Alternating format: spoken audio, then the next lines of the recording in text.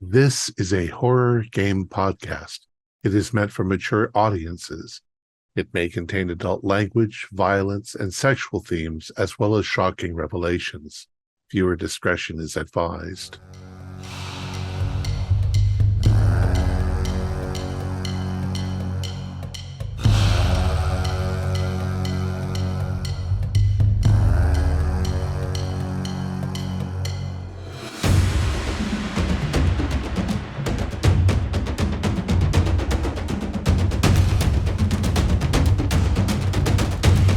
Greetings, fellow investigators, and welcome back to our video podcast, Into the Darkness, where my friends and I are playing the Call of Cthulhu role-playing game. I'm your host, Thom Raley.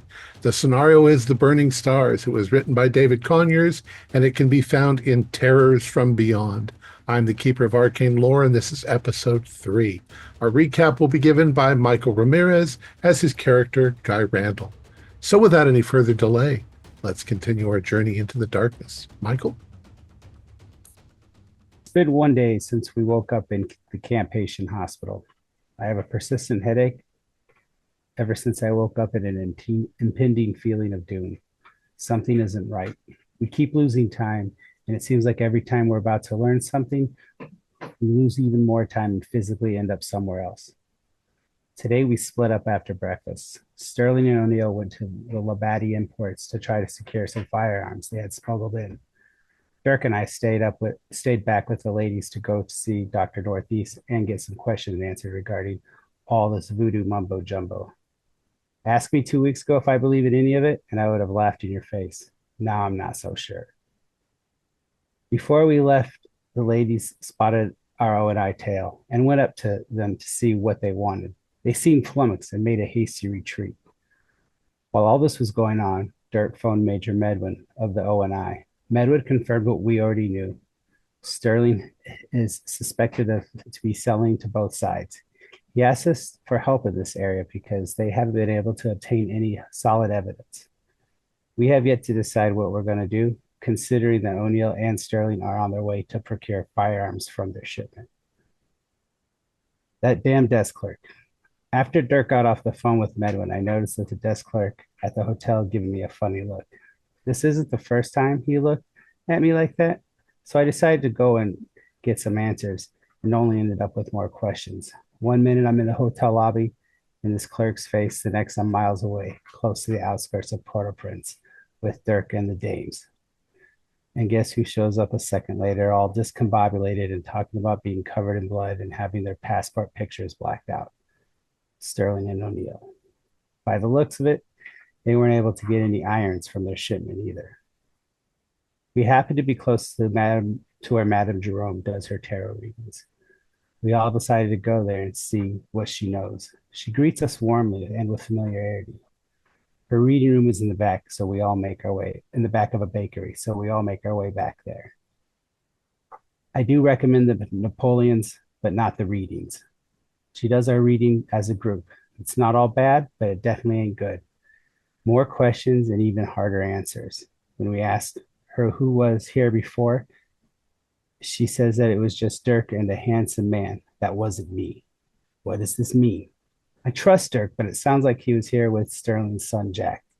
I feel so lost and confused right now. Part of me just wants to turn the Sterlings over to the O&I and get off this damn island. We show her the 3 tarot cards that have been left for James Sterling. I can tell this upsets Madame Jerome. She calls the cards an abomination. They are wrong and should be destroyed. Can't say I disagree. And after this, she quickly shoos us out the door. They spooked her so good she closed up shop for the day. After leaving there, I can't help but feel we're on a countdown. 3 tarot cards that Sterling has matched. The 3 tarot cards that Sterling has matched the 3 of the 6 cards up from our reading. I don't want to be around when he gets his 6th card. After the reading, we head to Dr. Northeast's bungalow on the outskirts of town. We get there and there's a dead rooster hanging on the front porch, still dripping blood. And on the door, a white skull-like picture. Amy says it's for sure a voodoo curse. This doesn't bode well for Dr. Northeast or getting any answers. Dirk leads the way into the house with his gun drawn. I wanted to draw my gun, but my mental state is in such a disarray, I don't trust myself. I'm just so mentally drained. What we find in the front room is terrible. Everything is destroyed from what looks like machete slashes. Furniture has been hacked to kindling, slash marks on the walls, floor, and everywhere else. This looks personal. Whoever did this had an agenda and wanted to send a message. All the while, a sickly smell of decay is permeating the whole room. We make our way to the bedroom. There in the middle of the room is a bed. On the bed is a bloody sheet covering what could only be Dr. Northeast's corpse. I pulled back the sheet because I saw movement, and I thought for a second that Dr. Northeast might still be clinging to life. I couldn't have been more wrong. Completely covering Dr. Northeast's slashed and mangled body was what could only be described as a sea of banana spiders that immediately started to spread across the room. Before I pulled back the sheet, I did notice a journal on the ground. So, in a very efficient, manly, calm manner, without shrieking in terror at the wave of spiders heading towards me, I picked up the journal and left the room promptly. I had to step over Dirk because he was on the ground somehow. He quickly got up in a somewhat dignified manner. O'Neill made it out too. I'm guessing that is where the shrieking came from. After we were back in the living room with the rest of the group, we all quickly left the residence. Once on the porch and regrouped, O'Neill demanded that I hand over the journal. I declined to do so, and that's where Sterling pulled rank. Not wanting to escalate the situation any further, I acquiesced to Sterling's demands and handed over the journal. That thing would probably just give me a worse headache. At this point, the police arrive and we tell them about Northeast and the spiders. They quickly confirm both points and surprisingly let us go without any hassle. We start to head back to the hotel. I hear one of the police say, "What the hell," to the other officer. And the next thing I know, we're in the Sterling's hotel room. More lost time and more questions. What the hell indeed? Hell, indeed. So you guys have found yourself suddenly back in your hotel room, all sort of facing one another, with an odd feeling in your head, almost as if you, I don't know, that sort of roller coaster feel, like you've just come down the hill and blacked out a little, and now you're awake again. Um, you have with you the journal, and you have a number of books which you found. What would you like to do? It's also later in the it's gotten farther along in the afternoon, so it's going on evening. Mr. Sterling, I think we should read the journal aloud to everybody and get everyone on the same page, as it were. Why don't we go back to when we got into the port and in terms of the dates and see what his first meeting with us was like. Yeah, let's see what he's got in his journal. This is just so disconcerting. We haven't eaten. We were supposed to have lunch, and it's almost like dinner time now. We may have eaten for all we know. Who knows? Who knows? You don't particularly feel hungry. Yeah. We're a lot of Napoleons. So you start to look through Northeast's journal, and very much of it is just academic lectures that he's given, things that he's got on his plate, people that he's talking to. It seems very obvious that he is like one of the leading white persons who's has what do I want to say? He's like the leading authority amongst white people on voodoo and ancient religions and things like that. You don't find anything of any value until you get to the very last entry. Monday, October 17th. After meeting with James Sterling and his team of investigators, I was surprised at how much of what they told me related to what I had believed until last night to be myths. The star pools, they say, are real, and that Mr. Sterling's son had been kidnapped and taken there to be a victim of ritual blood sacrifice. At first, I did not believe them and said as much, but now that I've witnessed the star pools for myself, I cannot even begin to imagine what else of the floating horror cult prophecies are true, and what the ultimate fate of this island nation will be if they succeed in their plans. The star pools are located in a hidden valley in the hills east of Port-au-Prince, defy rational explanations. I saw Jack Sterling, James Sterling's son.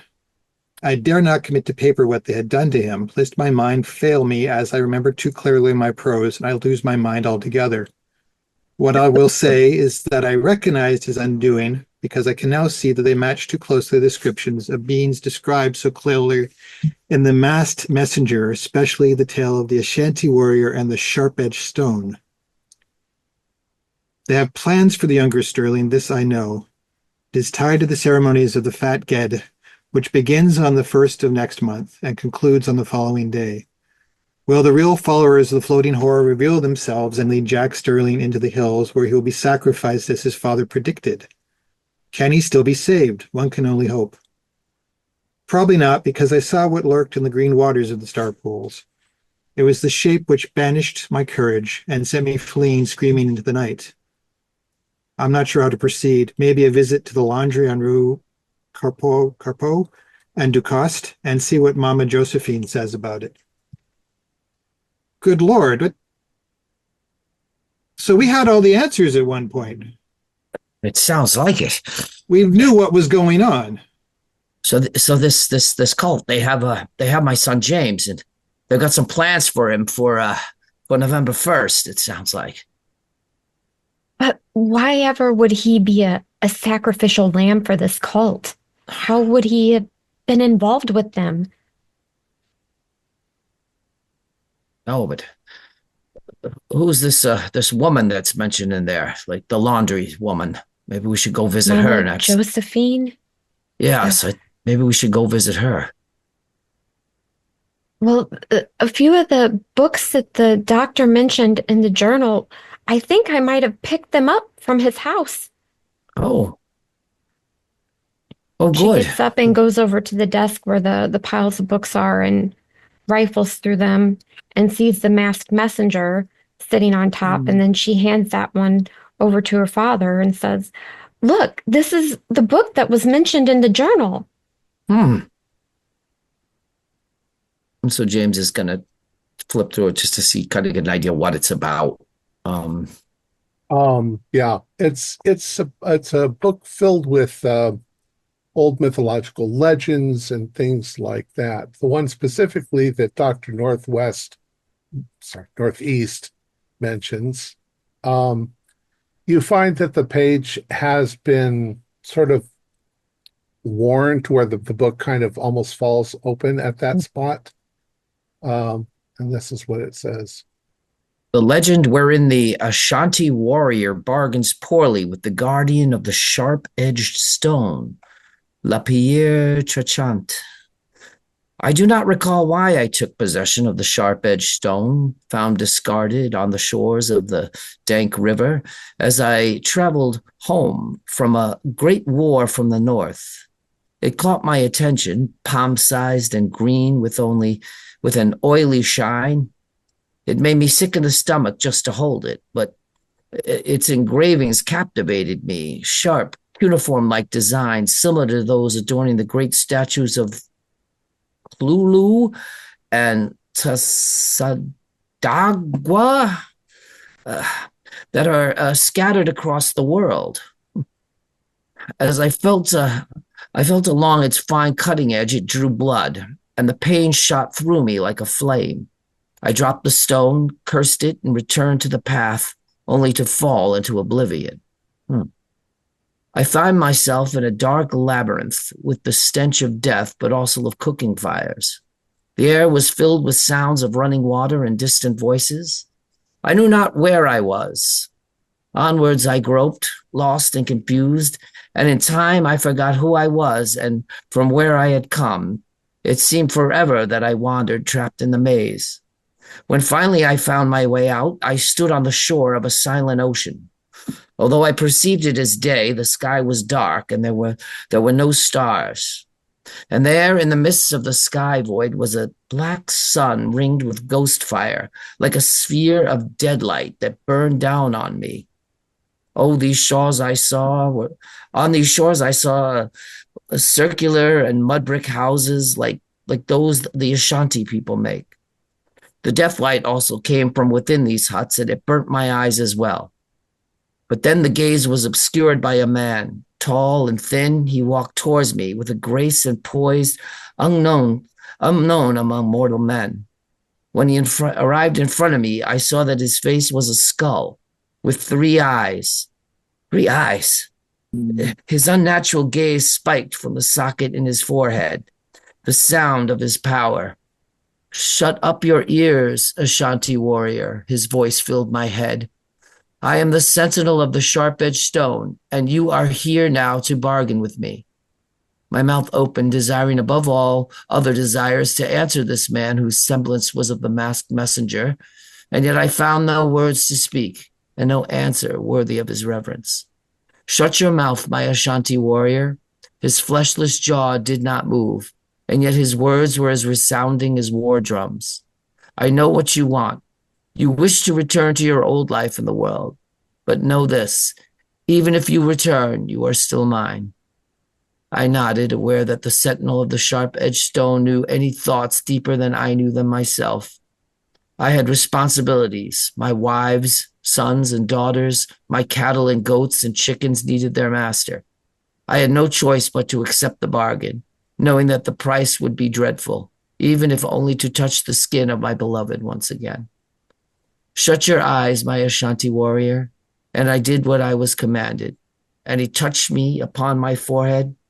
I knew that from any mind he would return again to rule and to destroy, to bring chaos to the land and to all people. There was thunder and the sounds of rushing water, like waves crashing on the rocks. We shall meet again soon enough. And I awoke upon the shores of the river with the sharp-edged stone still clutched in my hand, a scar where it had cut me. Black scales were forming around the scab. It had begun, and I knew I must flee, back to my family, until the time of the end comes for me. I bargained poorly, but the masked messenger would have it no other way. Oh my, there's so much in here. The 3-eyed skull, the Right, that's the image that was on the doctor's door. and this tall, handsome man. That's a description we've just recently heard of who was with us when we first came. Yes, maybe it wasn't Jack at all. Oh, this opens more question. What is a Cthulhu or a Tathawa? I have no idea what those are. Oh, the heathens have so many deities, it's not important. Would Donna have any knowledge about any of this and her anthropology background? Do anthropology. Okay. Can I do a occult roll as well for this? 22. Sure. So I got a success. I feel like it's You find that you think that you should have read numerous texts on the occult, and you tended to like the stranger ones, the more interesting they were. But for the life of you, you can't remember. You can't remember any details. I mean, surely you know your Greek mythology, but you can't really recall that very well. And it's like there's a wall between you and your memory. Something Daddy, there that this you don't feels want to so remember. familiar. This information, it feels like I should know these things and like it's right there on the edges of my mind, but I can't recall anything I've learned at school. I can't recall ever having anything to do with Haiti recently. The naval deal, anything. It's like something's Yes, blocking but us. it's not even from the time that we've been here. I'm having trouble remembering things from the past, things I should know. Yeah, can I remember my childhood, or can I think back about stuff from my past? There's bits and pieces you can remember. You can remember that you were an orphan, that Mhm. you had done things for Mr. Sterling, but it's like the details of them are blurry.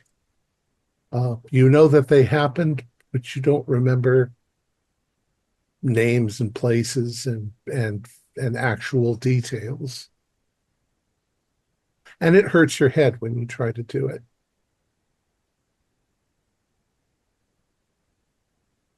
Something I just noticed that I think might have been a mistake. You guys have found 2 tarot cards so far, correct? Not 3. No, we found one in the shower.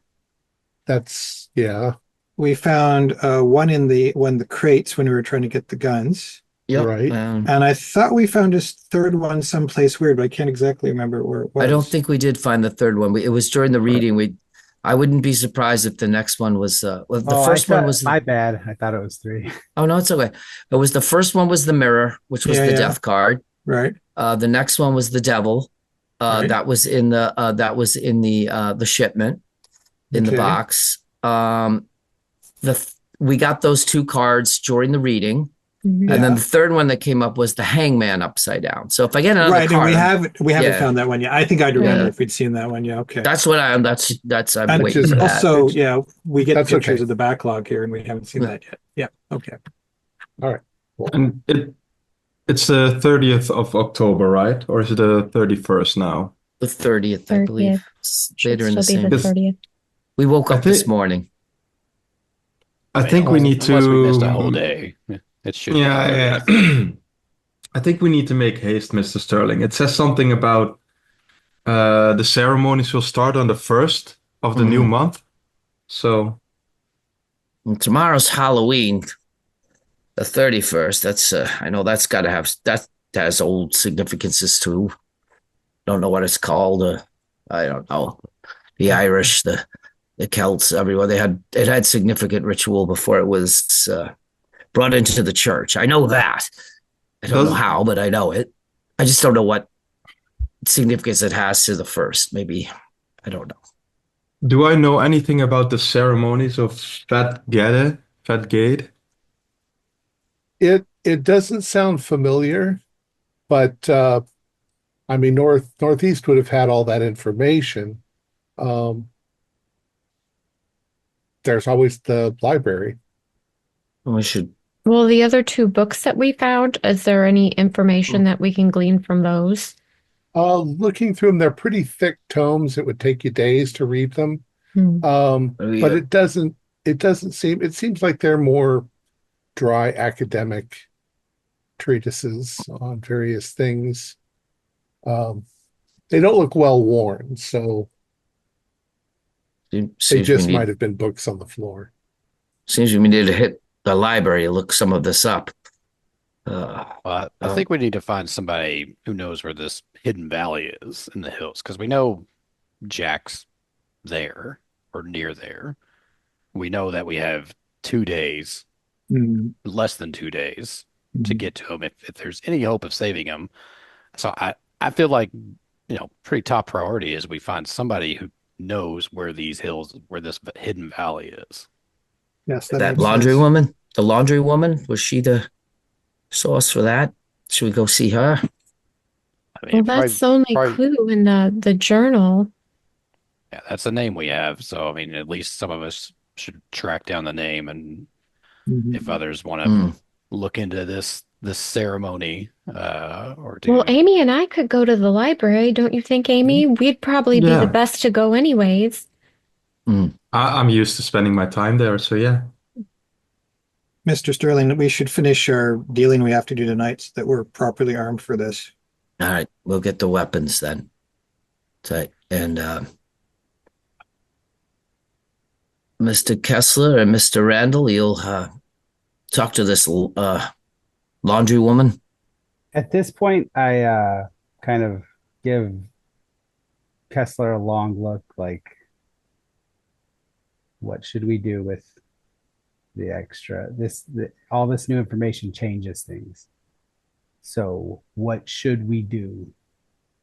I don't know if I could convey that look to you, but I think after you say you're going to get weapons, I kind of look at Kessler like, what are we going to do now? Like, how are we going to proceed with this? And I'll ask it. I was like, and I guess I'll say to the group, I want to step out with Kessler and speak to him for a second before we go any further, make any more plans.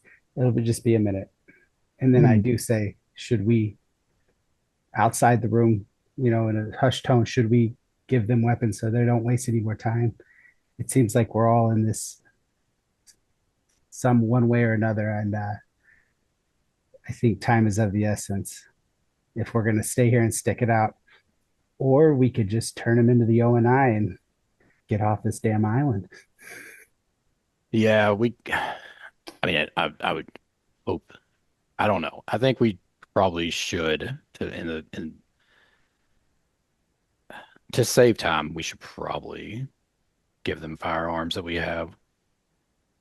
Just with all this new information, I feel like, and we know now we are on we have a deadline I mean, because we were hired to come down here and find Jack and help that situation out. So as much as I've had distrust in the Sterlings and the whole crew, I think I do want to do the job we were hired for, and I think them leaving off and trying to get stuff we already have would probably be a waste of time. So yeah, I think you're right. I think we should probably hand over some of the weapons.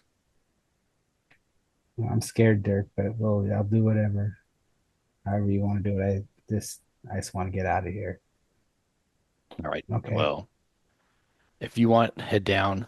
Did we put them back in the lockbox? We did put them back in the Okay. lockbox. Yeah. If you want to go down and grab them, I can talk to Sterling and let him know what we have and kind of, clear the air on some things. All right. Sounds But good. before we do that, as you guys are standing there in the hallway talking to one another, there are other people staying in the hotel, that don't have anything to do with anything.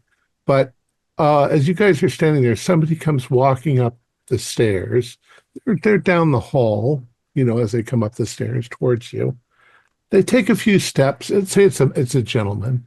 He takes a few steps into the hallway, coming towards your direction, and then stops and stands there for a few moments, looking a little disturbed.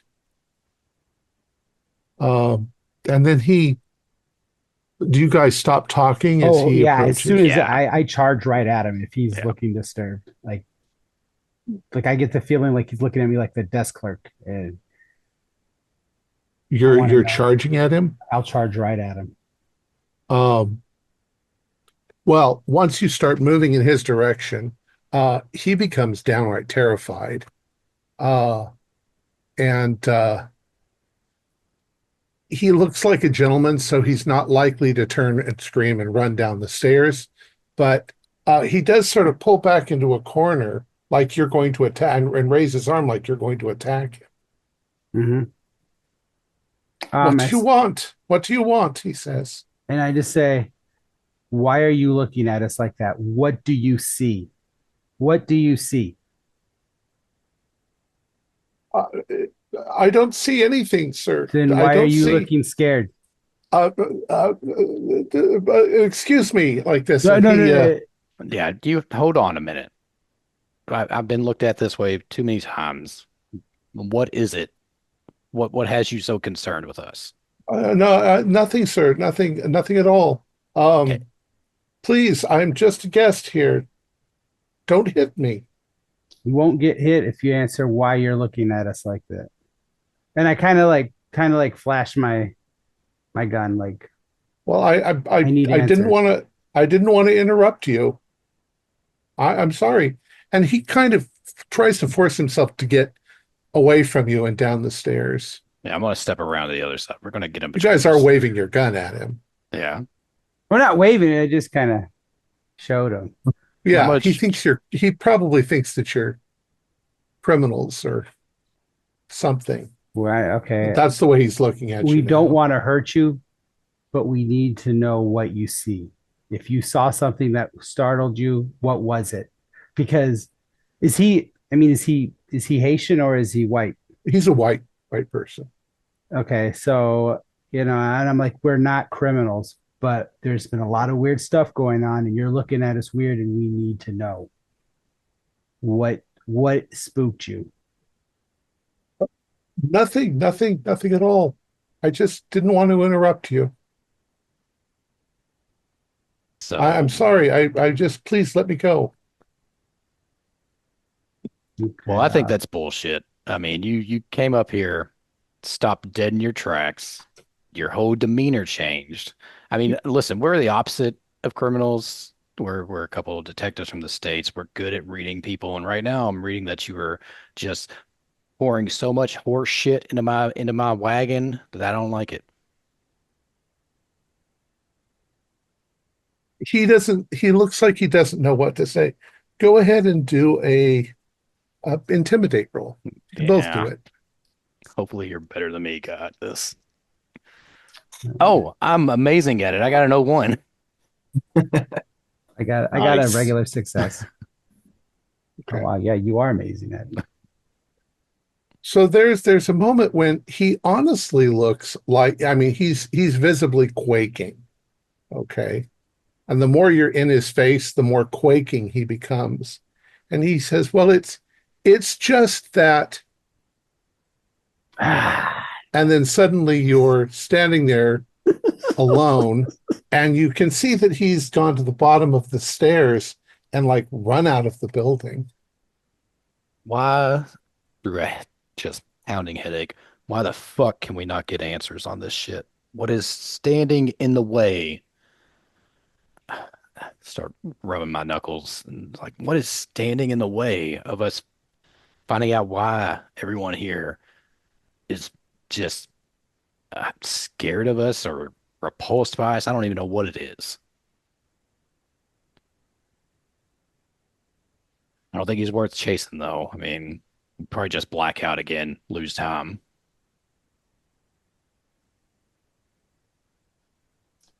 At this point, yeah, I just resignedly go downstairs and go to get the stuff, the lockbox. You have no trouble. Uh, you once again present the ticket. Takes them just a second to grab the box and hand it to you. Does the clerk look at me funny? I flip him off if he does. That's what I'm saying. I'm not sure they would know what that means, but maybe they would. I don't know. I mean, he seems a little sheepish around you, but he doesn't say anything. He keeps his eyes, doesn't look you Okay. square in the face. While that happens, I step in the door and just to the room. I was like, did you all just lose maybe 2 minutes? Did we?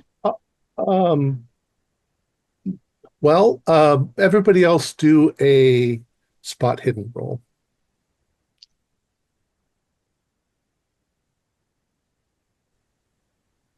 Pass. Nope. Yep, pass. That Those was a of you who pass. passed, I guess. Those of you who passed, you suddenly realize you don't remember what you guys were talking about just a second ago when Dirk and Guy left the room. You thought you were having a conversation, but was there a jump? Was there a skip in time? Well, we should have been talking about our plans, but do we remember talking about them? It almost seems as if Dirk and Guy walked out of the room just a second ago. They wouldn't have even had time to Did you have a guys? conversation. Didn't you two just leave here? Or Yeah. where is Randall? Did he? Okay. Tom, I'm going to check myself in a mirror. I'm just going to I just want to see how. Guy comes back up the stairs and joins you. You're going to go in the bathroom and check yourself in the mirror? Yeah, I'm looking very carefully at myself in the mirror. Okay. You look at yourself in the mirror. Everything seems fine. Your mole that's right here, and Mm-hmm.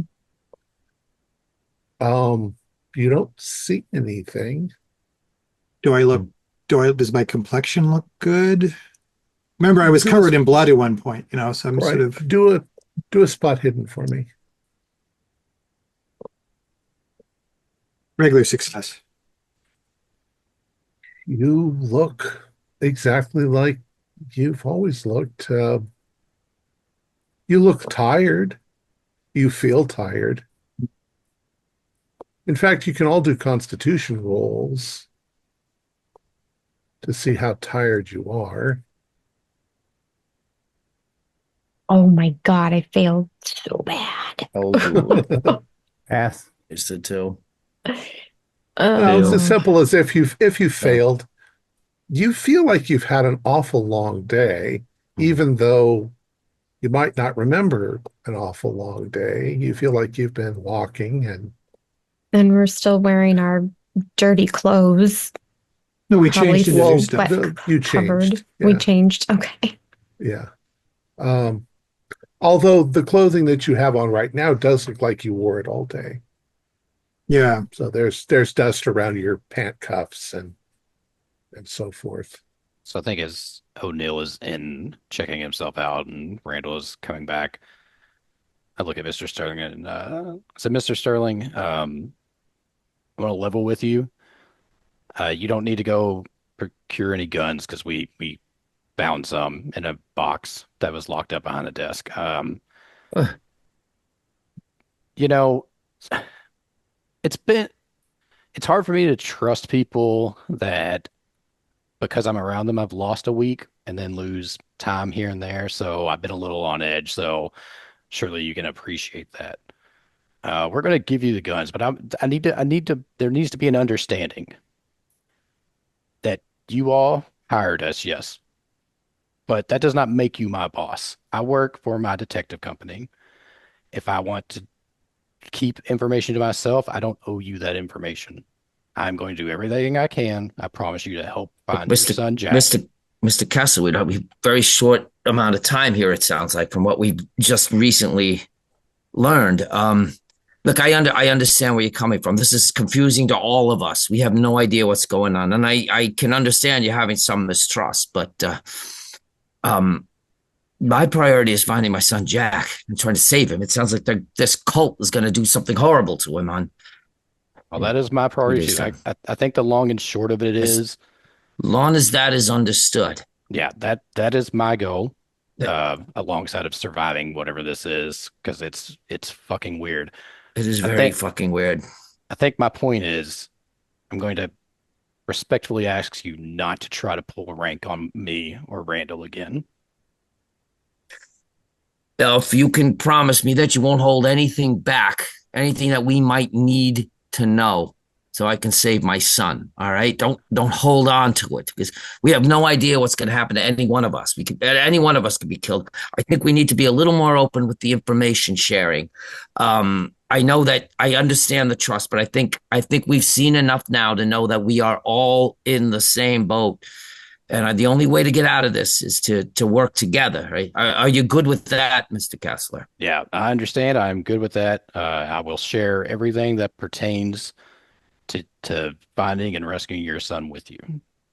So All we right. are on the same team. All I right. just need you to understand that I understand. I understand. This is not normal. There's something deeper going on here, and it's very well, my disconcerting. issue with all of this, beyond me being exhausted to just wanting to collapse, is the fact that we've been out in this forest before. We didn't make it by ourselves. We need some sort of help from somebody that's local, that's familiar.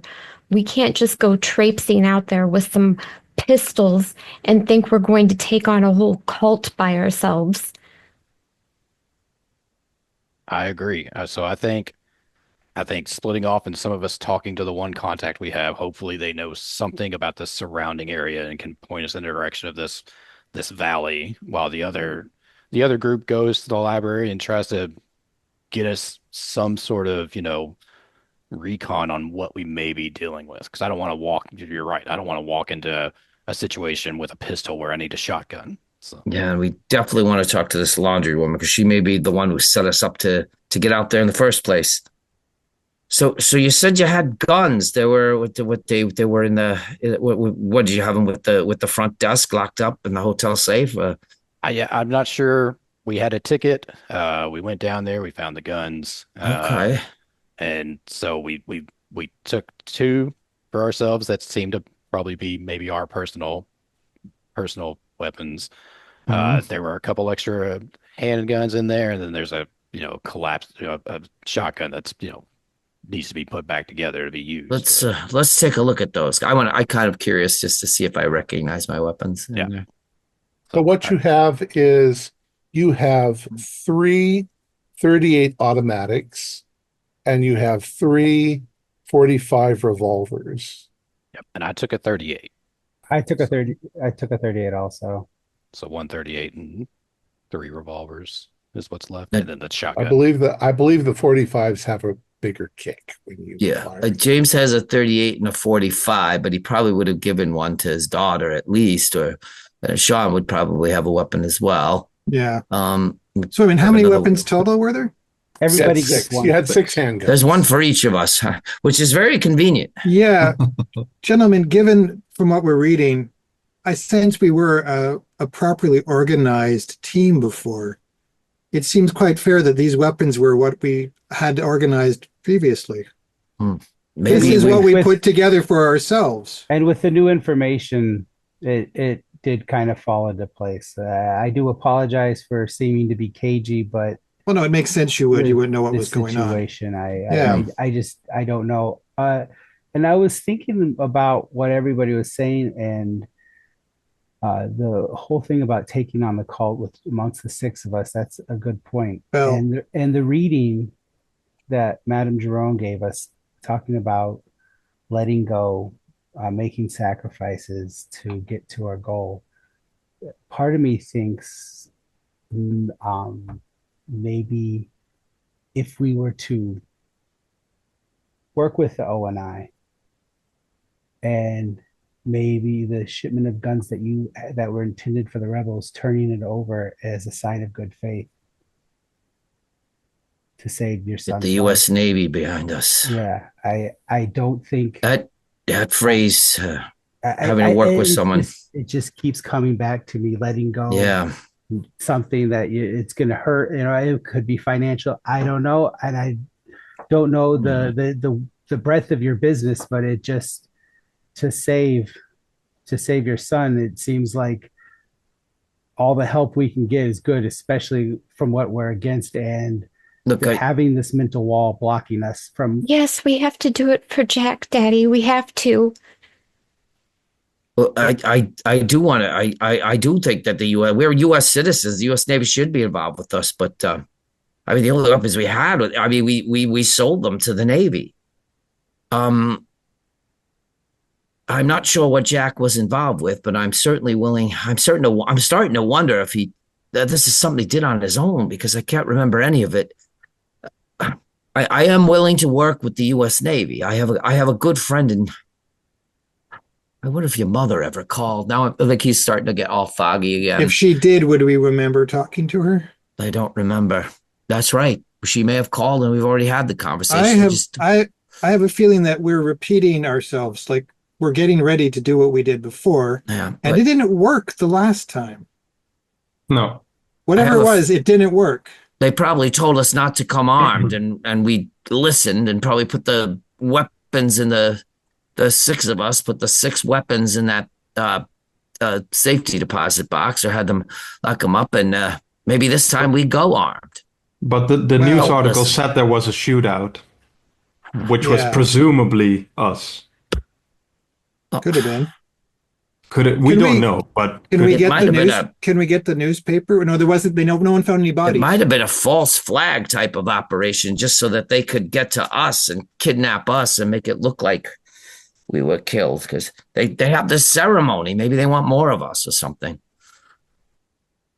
So what would you like to do? Now, at this point, you're pretty sure library's not going to be open. It's already getting on to dinner time. most likely nothing's going to be open I think while we're except all the iron.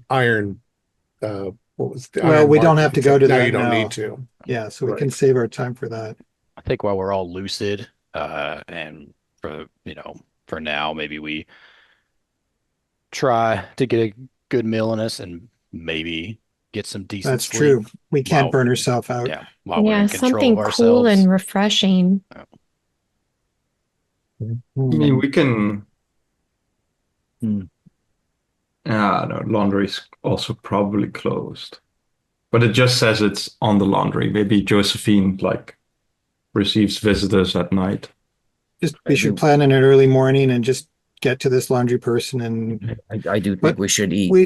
we have to break out of our routine though. There's something we're doing that's probably going to give us the same problem we had before. We have to think about what we would do and try to think about ahead of ourselves to break out of this though. But this time we're What going did our armed. We're card not locking say? up our weapons this time. We're going armed in that woods again. Well, I know What did every the time. reading say? Yeah, actually that's excellent. Yes, you're absolutely right. The reading might be the key. We need to think about that. Well, I know every Thom. time we confront somebody, Guy and I confront somebody, it kind of triggers a loss of time. So we'll look at Yeah, Guy. It's like just- we'll have to be Well- careful of that. You know, I mean, I'm wondering. We had an experience we told you about whether we felt we were covered in blood and everyone was panicking when they were looking at us. They were terrified of us. Have you guys had that happen yet? Just at the hospital. Just You- lost you- of time, yeah. Just the loss of time, no hallucinations, as far as I can remember. Yeah.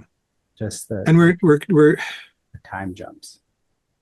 uh, Are we going to remember anything that you learned at the library or we learned from this woman at all? Are we going to just jump forward, miss the part where she tells us the answers? Is it worth it? Is it even worth it? Maybe we just need to find someone who can get us into those woods and start looking for Jack. But Daddy, there was something from our reading that's bothering me. It Mhm. says we've deceived ourselves. We're lying to ourselves about something.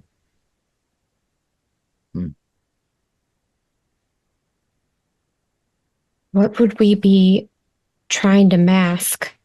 Masked messenger. Does it have to do with that? Have we pulled a mask over ourselves to not see what's truly happening? Or has someone masked us? Blindfolded.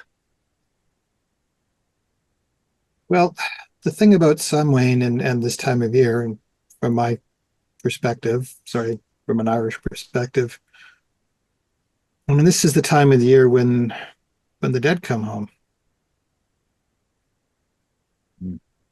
John, do a law roll. A law roll? Law. Law, okay.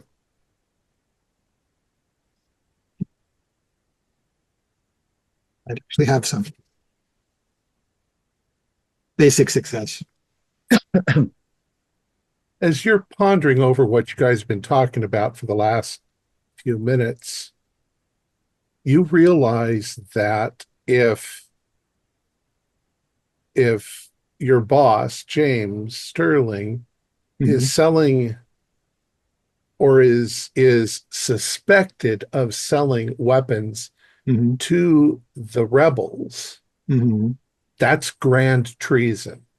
He Oh, will be thrown in crap. prison forever. We're so focused on worrying about your son, we forgot that, yeah, you could be totally so Mr. Sterling, Yeah. perhaps we should just let stuff get thrown into the liver. Yeah, I was thinking like of maybe hopefully using it as a bargaining chip. Like these guns will be out of the rebels' hands. No, that's not how the American government works. That's not how They work. are out of the rebels' hands. Right? Yeah. That's True. So- not a good bargaining chip with the American government. We could, if we found proof that there were rebels in the woods somewhere doing stuff and told them, they might take that seriously, but we don't want to.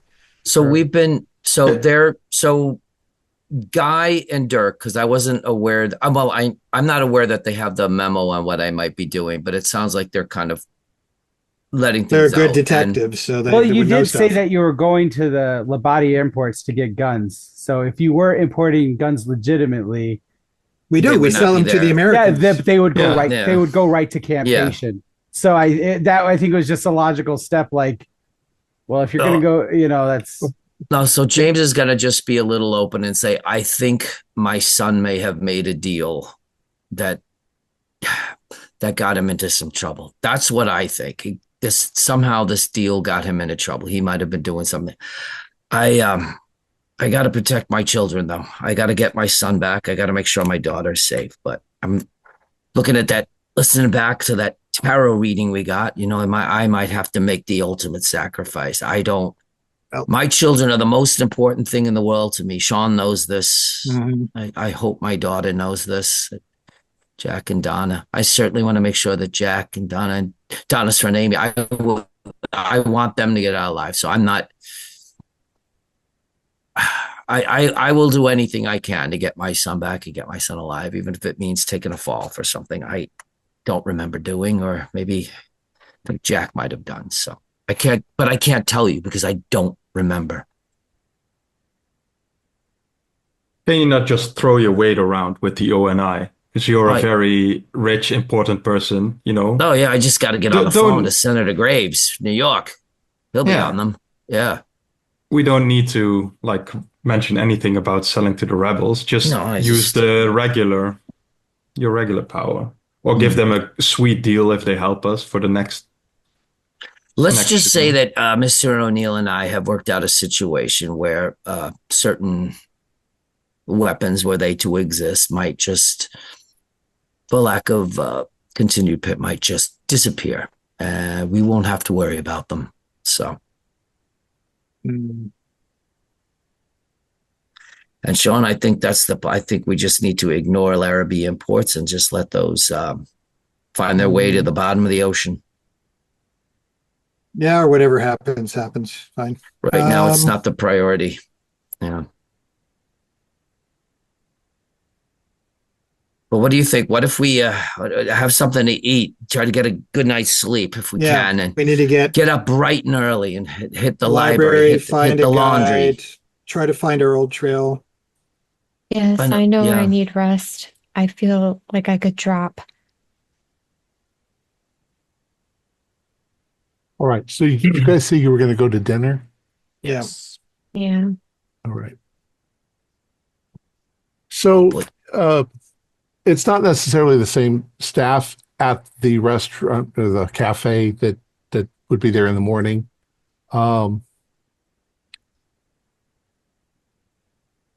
You order, the food is good, you know. This is, and it's a little more European than it is traditional Haitian food. Everybody do spot hidden for me while you guys are sitting there. Is this dinner or breakfast? This is dinner. You're Dinner. still Okay, this is okay. late Basic evening. success. fail. Yes. 80 fail. Well, Okay. From where you're sitting, those of you who passed, you start to notice that there's a fair amount of decoration that's being put up around the town. Mhm.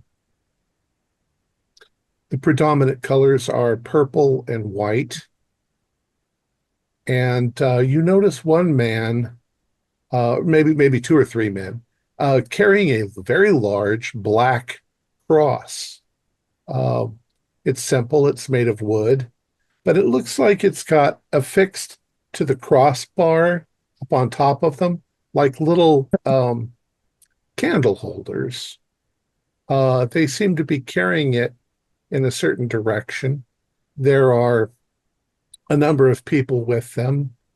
They seem to be chit-chatting in French as they're walking along, but they're definitely taking this big black cross somewhere. Like part of a parade procession or No, more they're casual than just, that? it's like they're setting something up. What are they doing? Is there some sort Uh, of celebration or is this a funeral rite? Can I grab one of the okay. waiters or somebody going Yeah, by and I just was ask them, just. hey, what festival? What festival is coming up? Oh, Fet Getty is coming up. That It Getty. starts on November 1st. Everybody is there. They're all decorating uh, mostly the cemetery. Says I the That's French. where it all takes place. I speak French. So fete being party. So Mhm. right and Getty. I'm And he thinking of my says Getty is a word for a group of spirits, the ones that sort of govern the afterlife in voodoo culture. oh, interesting. It falls on Halloween, which was Uh, Bihar. no, it falls on the first and the second, So Oh, in and in in so yeah, Catholicism and that's in right. Irish culture, that's All Saints Day, and that's when the All saints Saints. get Hmm. to have their say about things. Yeah. there will be a lot of celebration. Uh, you'll and he points sort of towards your hotel and says you'll probably have a little bit of trouble going to sleep when that's going because it goes Mm. on 24 hours. Mm.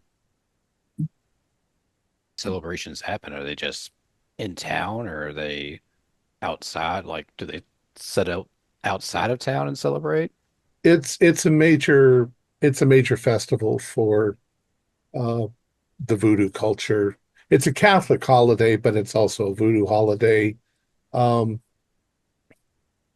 I don't know a lot about the religion, he says, but they will dress in costumes and they'll dress.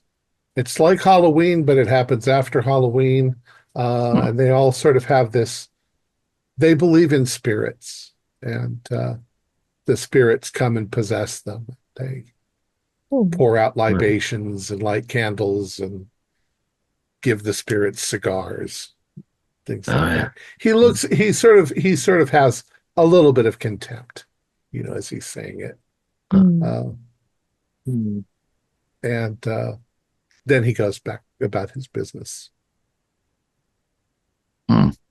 Definitely needs to learn more about this religion. See if we can find any of these things. Any of Well, the these things might be star related. pools and the what of a shanty? We had a Shanti warrior. That's an African warrior. And something that you need to bring up that we forgot to with Madame Jerome to this Mama Josephine is if she knows who Baron Lacroix is. We didn't ask Madame Jerome about Hmm. him. Oh, hmm. Yes, definitely. I'm hoping this.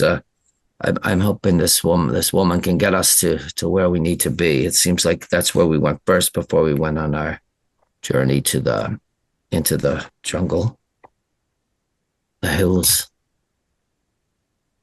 So you have yourself a nice meal, and it starts, to get later.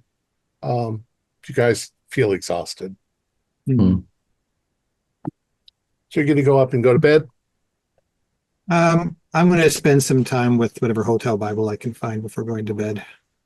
Okay, I think I sure. We'll might say there's grab that masked messenger book and the other two and take it back to the room with me to kind of look over before I fall asleep.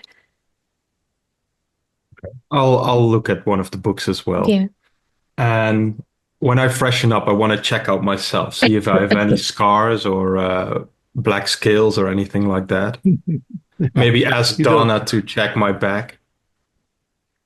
you don't find anything at all unusual. If you had any little scrapes or bruises, they're beginning to fade. You Yeah, know, just a bad sunburn, hun. Ah, yeah, I'm not used to these conditions here. Yes, we're going to have to dress a little more appropriately. The cover wasn't quite enough. We got it all over our shoulders. so you don't precisely remember when you went to bed. I mean, Mhm. some of you were reading, some of you were so forth, but you realize at some point that you are back in your bed. You are comfortable and you are falling asleep. And thank God, maybe in this later evening, the heat of the day and the humidity have lessened a little bit. You're kind of getting more used to it. You were all suddenly standing in your clothing.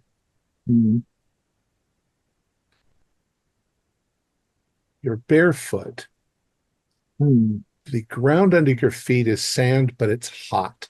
It's hot sand. And you're in, at first you think you're in some sort of a room, because, well, to the left and right of you, you can't really see anything at all but darkness.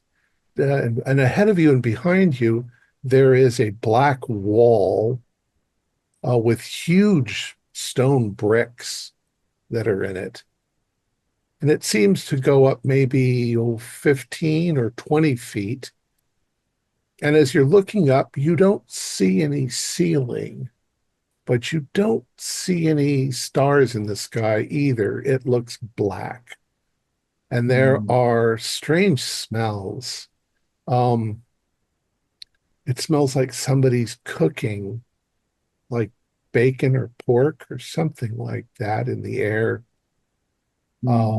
It's hot. It's not particularly humid, but it's pretty much featureless. I'd say these two walls on either side of you are 30 feet across, 30 feet from each other.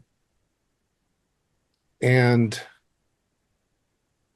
in the other directions, it just seems to be a long hallway that goes off into the darkness. You can't see past 30 or 40 feet. Do we see each other, or is we just hear ourselves? No, you're all standing there looking at each other. You don't know how you got here. Well, I guess I'm gonna. so much for a good night's sleep. Yeah, I'm gonna walk up to one of the walls and, like, is it totally flat? Is it a little rough, or what kind of? How does the stone look? It's like rough-hewn blocks that make it up. There's a little bit of gap, where they come together. Are we barefoot? Dreaming, Amy? You're barefoot. Yeah, Is this I'm going to pinch myself hard. I just want to make sure that I get that reality sense. We're barefoot, and if we're barefoot, what shape are my feet in? What do you mean? Like, if I was walking barefoot to a completely different location, my feet are going to be are going to show one way or the other. As far as like, does it look like I've walked barefoot through a city? Because you don't have any wear or blisters or sores or anything like that. But the sand is almost uncomfortably hot. It feels like beach sand, but when you look at it closer, it's black. It's black sand. I'm patting down. And you said we're in our regular clothes. We're not in our pajamas. You're in the clothes that you wore today before you went to bed. Do I have my gun on me? Yep, that's my question too. You do. Okay, I'm going to draw my gun. Same. Okay. You draw your gun. Yep. This doesn't make any sense.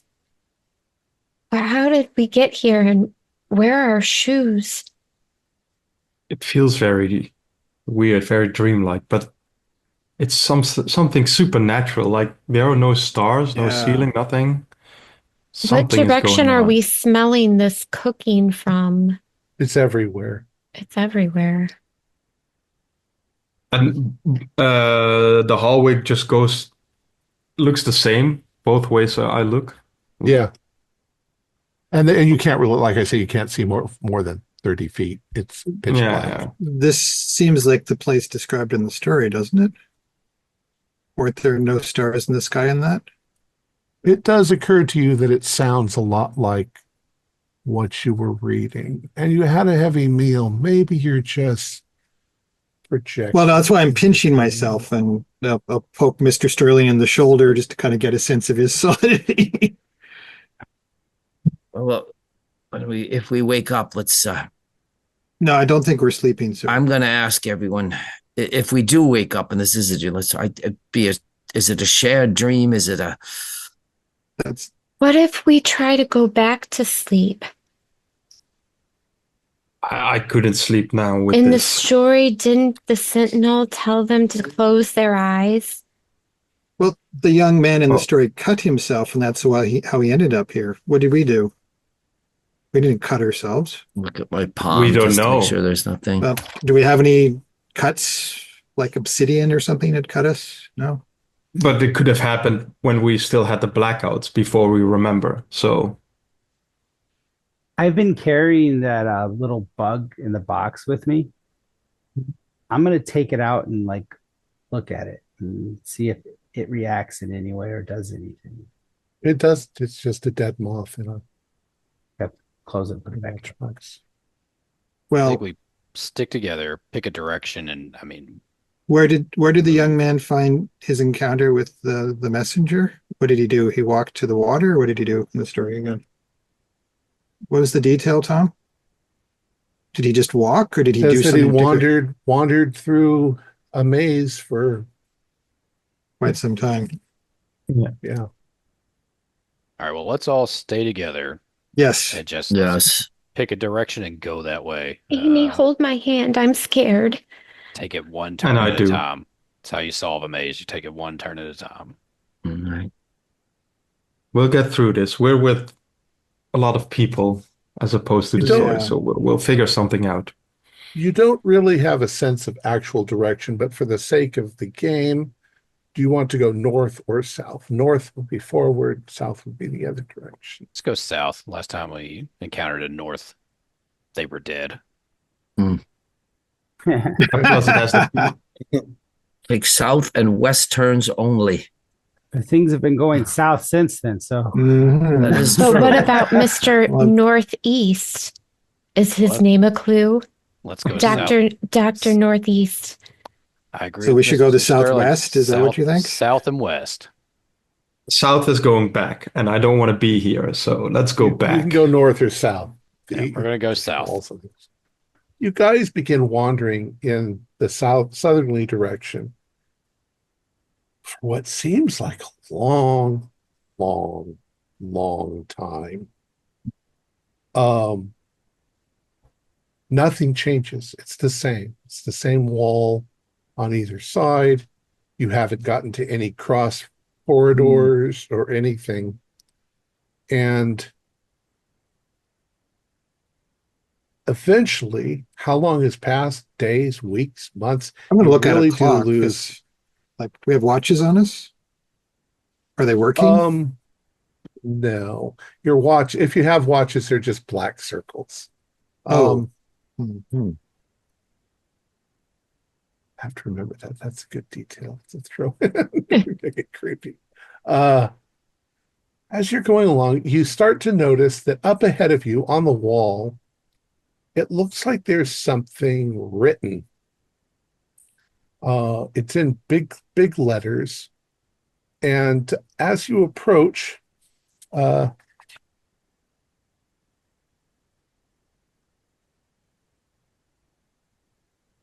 I'd like you all to do intelligence rolls.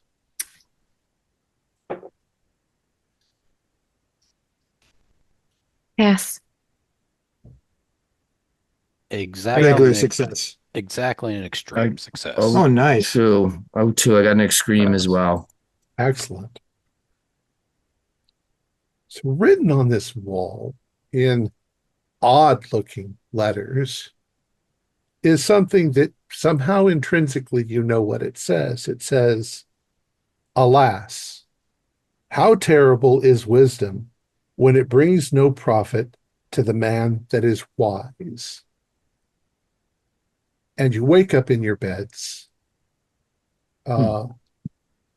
And those of you who got really good passes, you're pretty sure that it's Sophocles from Oedipus Rex. Okay. It's a quote from that ancient book. Sean, did you experience that place? Yes, sir, I did. Is your arm still hurt where I hit you? Yeah, Well, I you guys guess. aren't dressed in. You guys are dressed in your night clothes at this point. Okay, all right. Oh, What God. was that? Know anything Sir- about sir- Sophocles guy? I don't think there's no natural explanation for anything that's going on, sir. This everything is just not the normal laws. This is not the realm of. No. This is not our realm. All right, I'm just gonna have to go with that kind of logic. Then it's almost like one of those we have to cartoon stop, shorts. we have to stop thinking like American citizens that rely on rational thought and the rule of law to figure out what to do.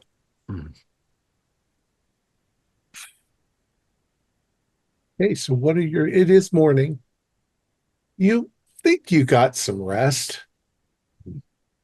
You don't actually feel like you walked for days. I do You're say not to sure if it was oh. just a hallucination or something brought on by the book that you read, but you did all have exactly the same dream. That's what I'll ask Dirk. Dirk, did you had this? By the looks of it, we were both there in that quarter. We got to get out of here. I don't know what to do. Yeah, we headed south for what felt like weeks. I don't even know. Tom, is there a church nearby? Yes, there is the cathedral. Got it here. There is a very large, beautiful Catholic cathedral. I'm going to exclude Mr. Sterling to get up very early and go to church and see if I can find a father. Notre Dame. Yeah. Yeah, and I'm going to see if someone will let me do confession because I'm really, really getting concerned. Okay, so you're going to go to confession? Yeah. And I have a lot to confess, so this might take a while. Unless I don't remember any of the details, in which case the priest is going to go like, so you're concerned? Well, I know I did terrible things, but what were they? Well, don't tell me yet, because you'll tell me. I'll be the priest, and you can tell me. Okay, so O'Neill, you're going to head to church. Mm-hmm. What's everybody else going to do? Amy, what are you thinking? Did you just have that dream too? Was it a dream? It felt real. I don't know. I had this horrible dream about like the story we read, but I don't know what we should do. We were all there, so it couldn't have been a dream, right? But yet here we're back in our pajamas in bed. I mean, I'm so confused. Like you can dream of people you know, but we had like the exact same experience. We saw the exact same writing. We went in the exact same direction. Yes, I felt that's not a dream. Yeah, I felt the sand. I felt your hand holding my hand. I don't feel it was a dream. No, something is happening to us. I would almost say playing with us or something. Donna and Amy do spot hidden.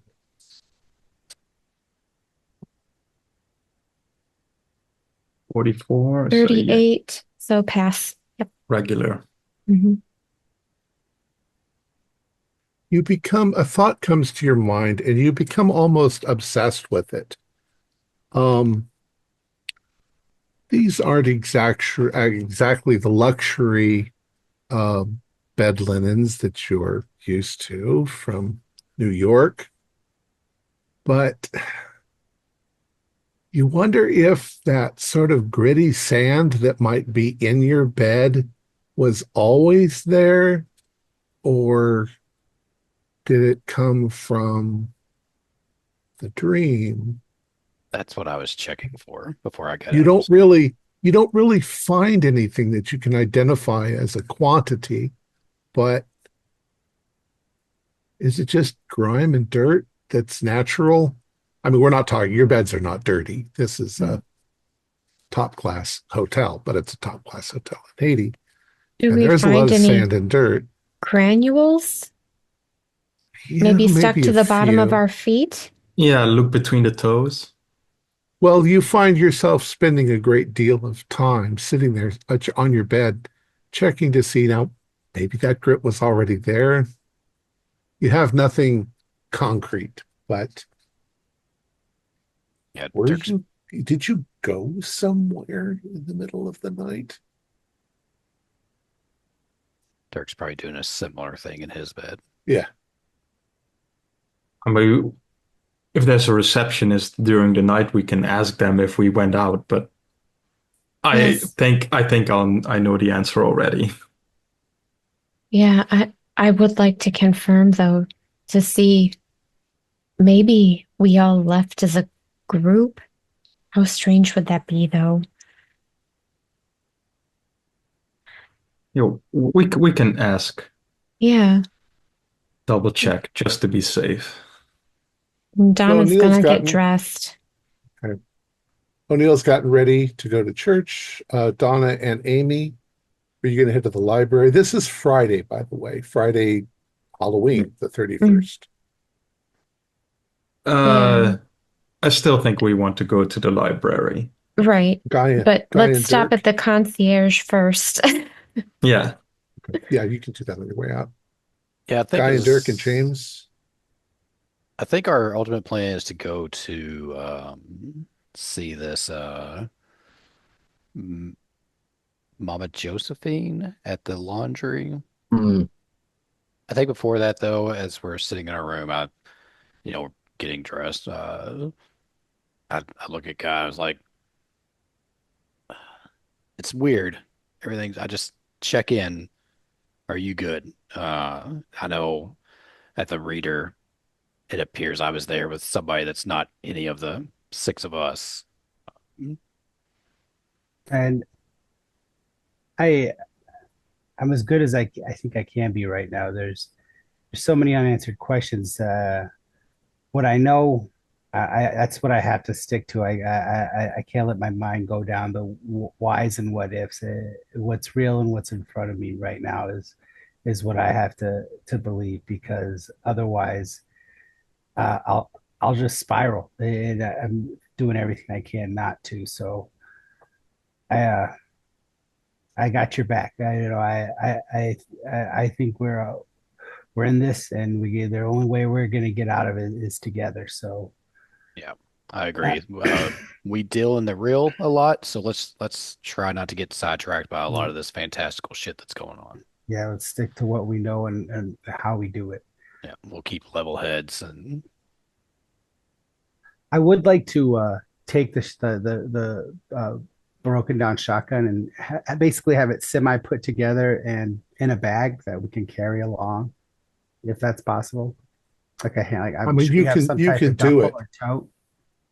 Yes, you do have a duffel. Yeah, you probably would find you might get in trouble walking around with fully, a shotgun. Yeah. If you've got it broken down in your duffel and you could put it That's back what together. And I don't know, I've never put together a gun. What, 5 minutes? 1 minute? if maybe. if you're skilled, you could do it in less than a minute. You probably are. You guys both have police backgrounds, so Yeah. So yeah, that's fine. Okay. all right. Well, I think if our conversation is done, we probably just head across to Mr. Sterling's room. Nobody else. Okay. So you get together with Mr. Sterling. What are you guys planning on doing? Then you're going to go see the Mama Josephine. Yeah, head of this. Mhm. That's at the laundry, right? Mama Josephine at the Correct. laundry. Right. Okay. Yeah, I think that's our on Rue Capoy and Ducoste. So I Yeah. think that's our destination. Okay. Did we So send let's do Sean. Let's do Sean first. You walk. It's not very far from the center of town. It's a beautiful Gothic cathedral. I haven't actually looked at a picture of it, but I'm sure it's online. Well, I'm sure it's gorgeous. Um, Yeah. uh, it's Friday, so there's no church service. Well, maybe there is a church service going on every morning in a cathedral, but we'll say Probably for that the you older get there people. just as it finishes. Hmm. Um, you go in, there are people coming out. You notice that a very large predominant percentage of the people today are dressed in white and purple. Hmm. It seems Okay. to be fashion, especially the women have their heads in a turban uh, that's Hmm. purple. Most of their clothing is white, the men too. Um, and a complete mix of, well, 99% probably Haitian and the Yeah. rest of them white European. Um, all right, you go forward and you see a priest. He's I don't know, we'll say he's, I don't know, sweeping or whatever. Okay. Well, I'll approach him, with some deference and say, Father, could I have a few minutes of your time? Of course, my son. What can I do for you? Well, Father, it's been a long time since I've had confession, and I feel like I have fallen into the shadow of a great evil recently, and I think it would be a good thing to do if you could spare this poor person some of your time and energy. That would be Of most course, helpful. you're not here. Uh, you're not a local. I No, I'm not a notice. local, sir. I'm on business with the person I work for. His business has brought me here, and that's part of what I will have to confess. Of course, it's a long and sordid details. So he says, of course, I'll hear your confession. Um, he says you were are you we've had a number of uh white folk, I'll just Mhm. say it plainly, Mhm. um show up in the last week or so Oh. for services. Mhm. Um in fact there was an Irish fellow. Do you know him? Is he part of your group of people? Well, that is my upbringing. Of course, that's why I came to Our Lady's Church. Oh, Uh, did he strike you in any particular way? Did he say anything particular? no, I didn't really I talked to him for a bit. He had his confession heard as well. Uh, Oh. but I mean, I'd heard rumors. I mean, Mhm. there was that thing in the newspaper about people, Mhm. uh, some sort of skirmish up in the hills. Yeah, it sounds like a terrible thing where people must have died, but no bodies were found. Yeah. So, I mean, I don't know if This there is was a this is group not a safe that went country for up there, Europeans sometimes. Yeah. seeing a seeing a few non-locals. It's unusual. Oh, Was come, he? I'll hear your Yeah, of confession. course. Yeah. So, Father, I'm, as I say, a worldly man, and it's been years since I've confessed, but my experience have led me to feel that the spiritual has as much or greater as import as I had when I was younger, and I believed in these things, but I strayed from the path. And I go and I start, if I can find a way to pull it out of me, I start talking about, working in a business that involves the selling of implements of death and how people probably have died because of things that I've done and things like that. So I'll do a great unburdening because, as a Okay. proper Catholic who thinks his soul is on the line, it's time to do this. Well, I mean, he's of course not judgmental in Of any course not. way Yeah, but as hearing confession. that's what I'd expect from a priest. Um,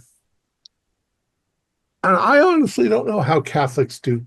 I know some of the formula, but I don't know if the priest gives advice or whatever. But he He basically would he do both. says, He would give some advice. He would also, if he thought that would help, he would give like, do this and this and this, and try try to find a way Mhm.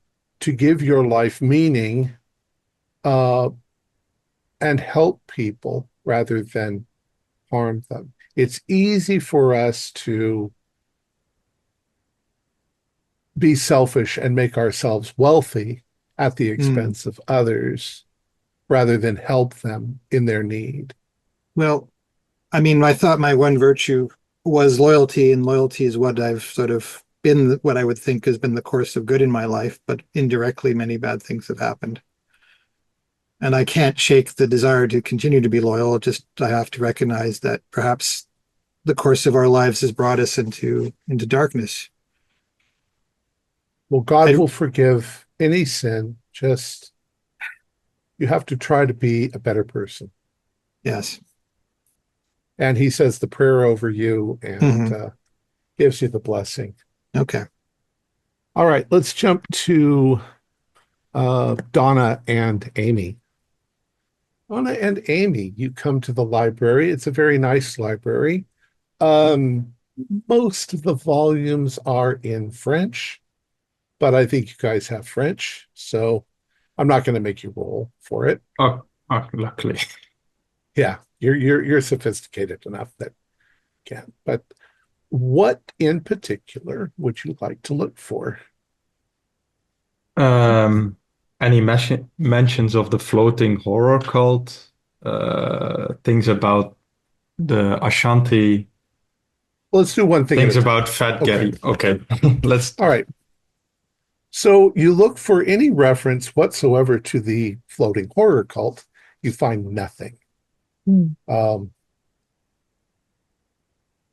You look for stuff on the Ashanti warrior, and you in fact find another copy of the Masked Messenger in the library. You start looking for Fet Getty, and you find that there is a fairly substantial amount of books on voodoo religion and voodoo culture. So this is one of the first things that you find. About Fat Getty and the Getty tribe of spirits.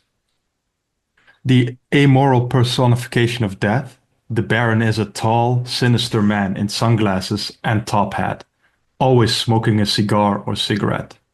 By Fred Van Lente, the New Orleans Guidebook. The Voodoo Festival of Fat Getty takes place on November 1st and 2nd. During the 2 days and 1 night, celebrants visit the cemeteries and offer libations to Baron Samedi and his wife Maman Brigette. The celebrations pour white rum and black coffee onto blackened crosses decorated with candles, skulls, and marigolds dedicated to these two voodoo deities. The Getty are a family of spirits who are both the guardians of cemeteries and the lords of the erotic. People possessed by a Getty whiten their faces with powder so they represent a corpse. They will act in a lewd and lustful manner towards onlookers and other participants. Participants dress in the colors of black and purple and wear top hats. Clarine, or white sugarcane rum, is consumed in vast quantities and can be smelled in the air wherever the participants gather. Many participants attend Catholic Mass in the morning, changing into their black and purple clothes as they amble to the cemeteries for the evening. Inside the cemeteries, and particularly inside the largest burial ground, Grand Cimetière de Port-au-Prince, the tombs are all lavish and colorful, and some are as large as small houses. Baron Samedi or Baron Saturday is a part of the pantheon of deities of traditional voodoo. He is the lord of the dead and the master of necrotic magic. He is the leader of the Getty tribe of Loa. He is generally depicted as a tall black man with his face painted like a grinning skull. He wears a black top hat and a black coat with long tails. He has many incarnations such as Baron Cimetière, Baron Lacroix, Baron Criminel. He also ensures that all corpses rot in the ground to stop any soul from being brought back as a zombie. What he demands in return depends on his mood. Sometimes he's content with his followers wearing black, white, or purple clothes, or using sacred objects. You may simply ask for a small gift of cigars, rum, black coffee, grilled peanuts, or bread. But sometimes the Baron requires a voodoo ceremony to help him cross over into this world. Maman Brigette is a death loa and the consort of Baron Samedi in Haitian voodoo. She drinks rum infused with hot peppers and is symbolized by a black rooster. Maman Brigette protects graves in Haitian cemeteries that are marked by the cross of Baron Samedi. Graves that are protected by Brigette are marked by a mound of stones. In voodoo practice, the first burials serve as offerings to either Baron Samedi or Maman Brigette, depending on the gender of the person being laid to rest. If the deceased person is male, then the grave is dedicated to Baron Samedi. If the deceased person is female, then the grave is dedicated to Maman Brigette. That's a lot to. Yeah. Yeah. And that's Lacroix is how you'd pronounce that one Lacroix, name. yeah. Lacroix. Amy, that's Baron Lacroix, that nurse that said we were marked. Why would we be marked by the Lord of the Dead? Yes, I don't know. If only we had our memories, we would know, but I cannot say. And we couldn't find anything on the cult. I don't know how they tie into all of this. I don't know how we would have come in contact to even be marked by this thing. Donna, you find a number of interesting things on voodoo itself.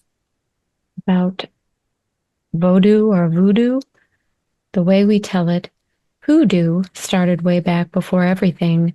6 days of magic spells and mighty words, and the world with its elements above and below was made. And now God is leaning back, taking a 7th-day rest. When the 8th day comes round, he'll start making new again. Man wasn't made until 5:30 on the 6th day, so he can't know how anything was done. Zora Neale Hurston, Mules and Men. Voodoo, or voodoo, hoodoo, Baudu, voodoo, or voodoo, is an African-derived religion influenced by Roman Catholicism. It has been practiced in the United States, mostly in Louisiana, the Caribbean, mostly in Haiti and the Dominican Republic, Mexico, and South America for centuries by the descendants of African slaves, focusing on the intimate relationship between the realm of humankind and the realm of the Loa, Wa, a group of divine spirits related to Catholic saints and African tribal gods. Vodou is, in all its aspects, a living faith in which its believers are in constant contact and conflict with the supernatural. Voodoo has been subjected to much sensationalism and distortion. Although no precise date for the conception of voodoo is available, scholars generally agree that the religion began in the mid-17th century when Africans from the Congo, Guinea, and Dahomey were brought to the French West Indies as slaves, hoping to preserve their native beliefs in the face of aggressive conversion attempts by French Catholic missionaries. The slaves, at first clandestinely incorporated Christian doctrine into tribal tradition. With the passing of generations, the dichotomy between Catholicism and African polytheism disappeared, replaced by the single faith of voodoo. Most voodoo saints consider themselves Catholics, seeing no distinction or contradiction between voodoo and the teachings of the Church. While all voodoo saints profess belief in a supreme neo-Christian God who influences all things, the Loa, also known as the mysteries, or the invisibles, remain at the center of another, unlike voodoo tradition. Like many deities, the Loa possess specific spheres of influence: the sea, snakes, love, and so forth. And many myths detail their intrigues with one another.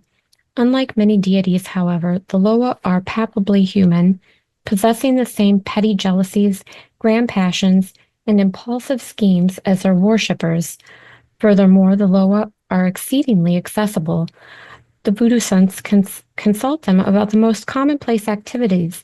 The Loa assist humans in love affairs, advise them on investments in the stock market, influence trials in their favor, and appear in their dreams to provide vital advice.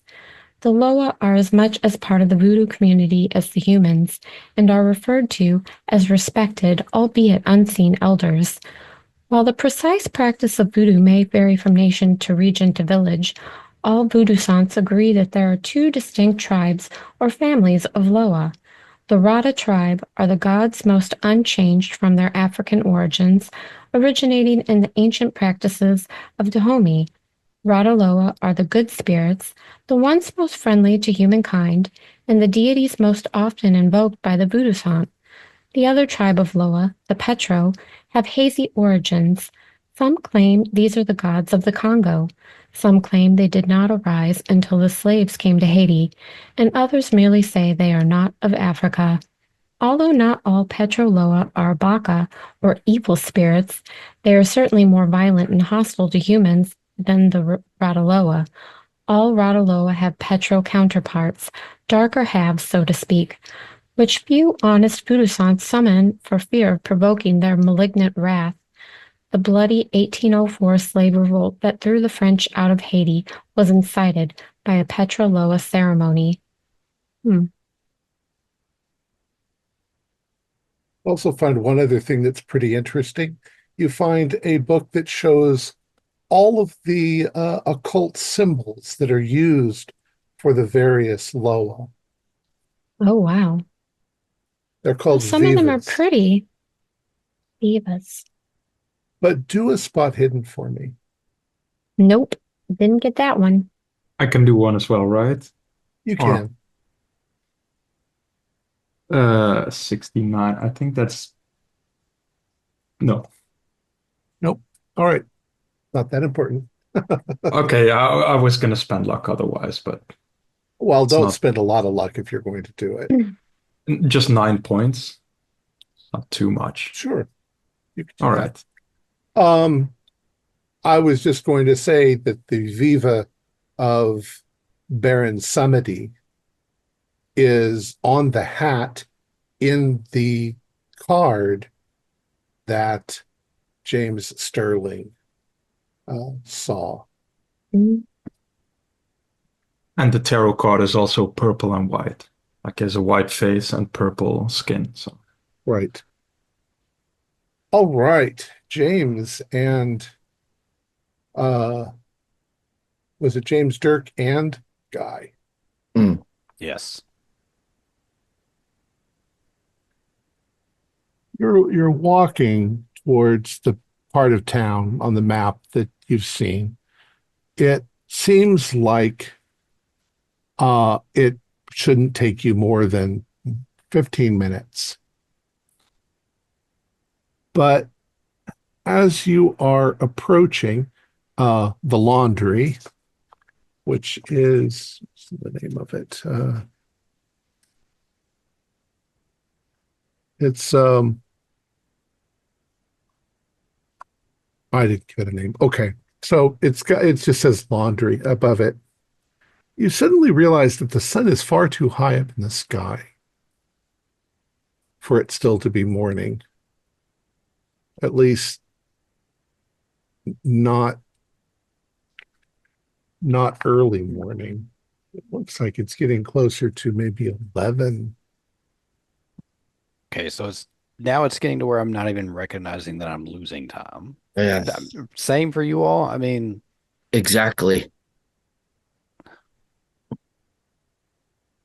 Yeah, this I mean, isn't good. now I'm concerned about the things that we've missed. I mean, what if Or what we if we've potentially done and said. yeah, what if we've been to the laundry and are on our way back now?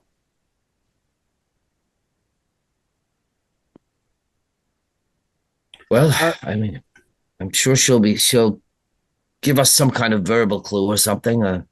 Oh, back so soon, like we got with Yeah, I mean, I guess at worst we just look stupid. So, There is a group of children They are playing with a kickball in the road.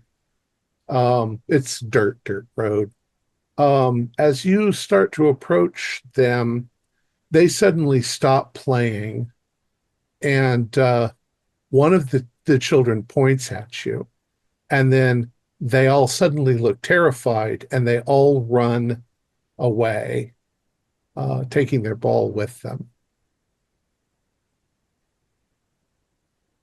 I mean, honestly, Dirk's getting used to this. Same with Guy. I'm even kind of reluctant to even pursue it just because I don't want to lose time, like any more time, because every time, Yeah.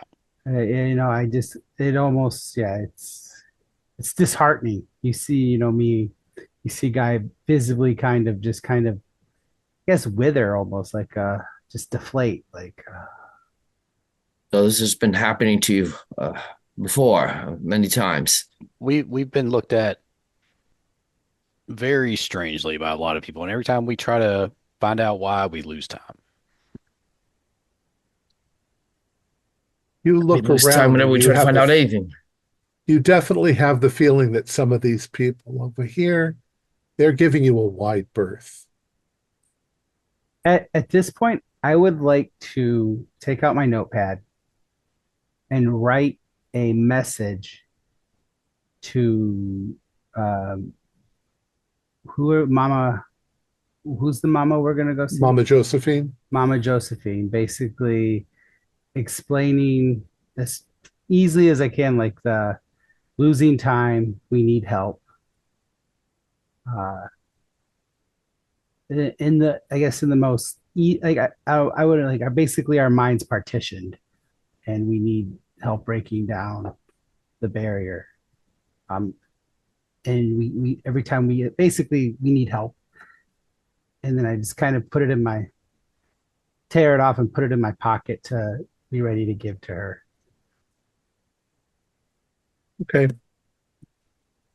So the laundry itself looks busy. This isn't like what we would expect for laundry. There are maybe a dozen women. Um, they've all got large tubs. They're all scrubbing clothes.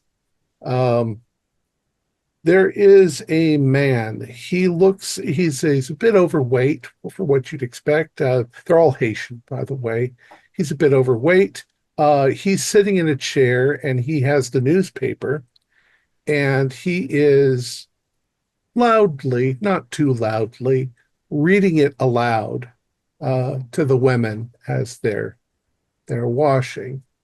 Um, Seems like a good time to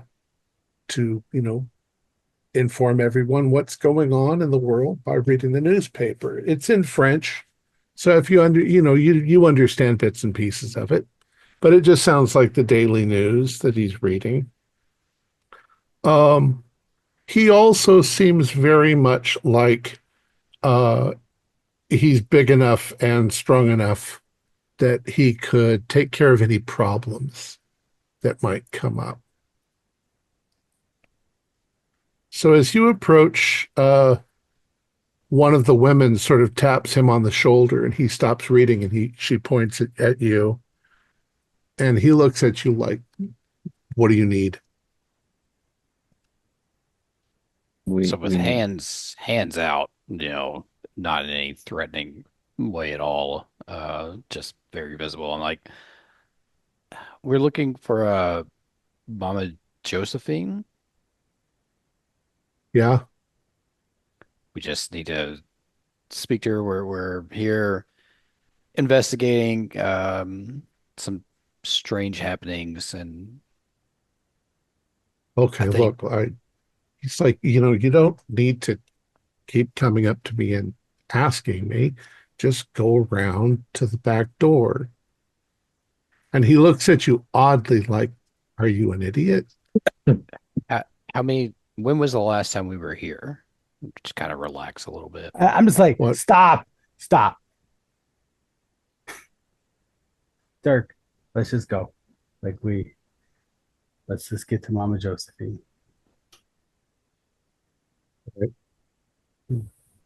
So you go around the side of the laundry, and there is a large wooden fence that goes around a property that's behind it. And you see there's a simple wooden, door that opens in the like a gate in the wall. And you can also, this is not a building, it's a garden that's behind the laundry. You pull the little string. None of it seems familiar, but you pull the little string, and this garden is somewhat set up ritualistically. There is an odd, almost totem pole like. It's kind of a smooth pole. It's maybe 10, 15 feet high.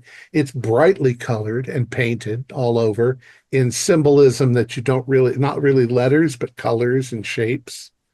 And there's kind of a table in the middle, so it's coming out of the middle of this table. It looks very phallic in your sort of opinion.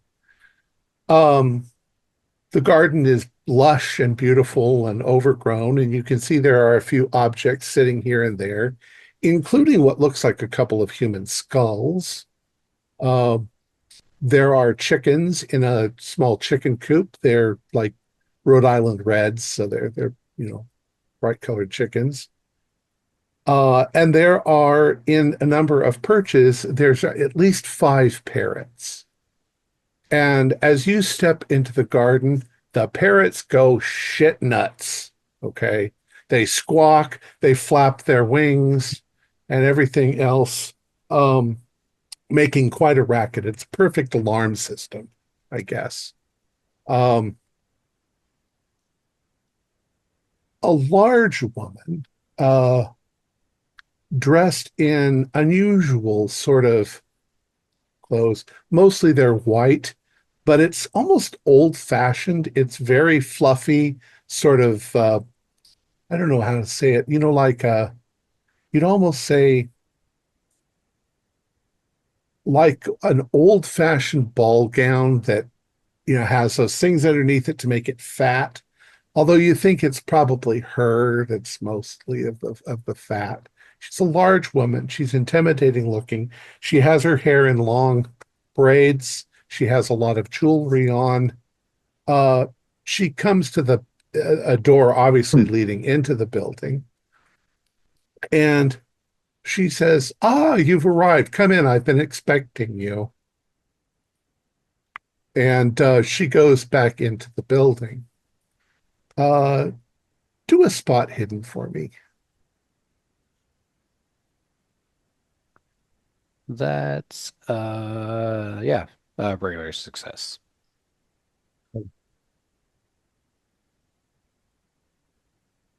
I got a hard success. Okay. What you notice as you approach the building is that the doorway has little symbols written on it. And on the ground, there are a number of colorful sort of spiral patterns that are on the ground. Almost like a wall or a barrier. Uh, Magical, maybe. Um, when you approach, you almost feel like you're walking into danger, but you don't know why. Um, you can smell coffee. You step forward through the door, and it's a fairly small room. It's fairly tight with stuff. There are lots of things hanging from the ceiling. There are what look like snake skeletons that are hanging down. There are blowfish that have been dried and blow up. It almost looks like a shell shop if you've ever been into a shell shop. There's all sorts of symbols on the walls that look, you're guessing they're voodoo symbols and things like that. Um, She goes immediately over and starts pouring coffee. And she says, come, sit down. I'm glad that you've come back so soon. I was a little afraid reading the newspaper that something bad had happened to you. Oh, we were here before. I'll be honest with you. Yes. Did you bring what I asked you for? We don't remember meeting you the first time. We're having some issues. It's very hard to explain. Lots of gaps in our memory. Lost time. Well, she looks at you confused and she says, well, you say you don't remember. You were here asking me a great many questions. And I told you that the way this thing works is you have to bring me a token. I asked you to find something for me. Do you remember what it was? We have no idea. Do not. I'm hoping it's a bug in a little matchbox. Do you show that to her? Absolutely. She goes, so you did bring it. Wonderful.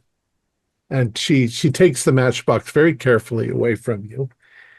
And she reaches up onto a shelf and she pulls out what looks like a red teacup. And she takes it and she dumps the little moth into the teacup. And then she puts it back up onto the shelf and hands you back the matchbox. And she says, well, now then, we can get down to what you had originally asked me. Your payment has been made. And so we can have a very serious discussion about this horrible cult that has been plaguing Haiti for centuries. And that's, I think, where we're going to stop it for tonight. The tea. On the precipice of knowledge. Well, because the next scene might take a little bit of time. Yeah. Oh, okay, fair I enough. get that. I get Fair that. enough. Fair enough. Our players included Joe Bardalis, Carrie Marion, Kuhn Leighton, Kent Blue, Michael Ramirez, and Troy Lehman, with yours truly as the Keeper of Arcane Lore. We have a Discord server where you can chat with other members. You can set up private games. You can learn the finer arts of gameplay and game mastering. We provide audio-only versions of our shows free for you to download from Spotify, Podbean, or iTunes. Support for the show is provided by our patrons who are listed in the closing credits. If you'd like to show us your appreciation, please visit our Patreon page listed in the description, or you can use the thanks button just below the screen. Like, share, and subscribe to our channel and punch the bell icon for updates on our latest shows. And leave us some comments. We enjoy reading them and answer any questions you might have. This is Thom Raley, together with all the members of our gaming club, inviting you to journey with us once again into the darkness for another adventure into the universe of H.P. Lovecraft and the Call of Cthulhu role-playing game. Until next time, good luck and good gaming.